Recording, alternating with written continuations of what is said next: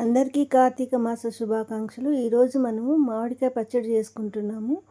లేదండి, కొన్ని ధనియాలు, కొన్ని ఆవాలు నూనెలో అలా కాసేపు అలా వేయించుకొని తగినంత ఉప్పు, కారం, పసుపు వేసి మామిడికాయ ముక్కలుగా కట్ చేసుకొని చెక్కు తీసేసి మిక్సీ జార్లో అన్నీ వేసుకునేసి తర్వాత కొంచెం వెల్లుల్లిపాయలు వేసుకొని మిక్సీ పట్టుకోవాలండి బరకగా.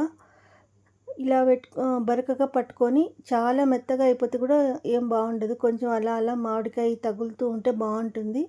స్టవ్ వెలిగించుకొని కడాయి పెట్టుకొని అందులోకి ఒక 3-4 స్పూన్ల టేబుల్ స్పూన్ల ఆయిల్ వేసుకొని మినప్పప్పు, శనగపప్పు, ఆవాలు, జీలకర్ర వేసుకొని పెట్టుకోవాలండి. అక్కడ డబ్బులు ఏంటి అనుకుంటున్నారా? పోపుల బాక్స్లో ముందు కాలం డబ్బులు బాగా రావాలని పోపుల పెట్టెలో డబ్బులు పెట్టేవాళ్ళంట పెద్దవాళ్ళు.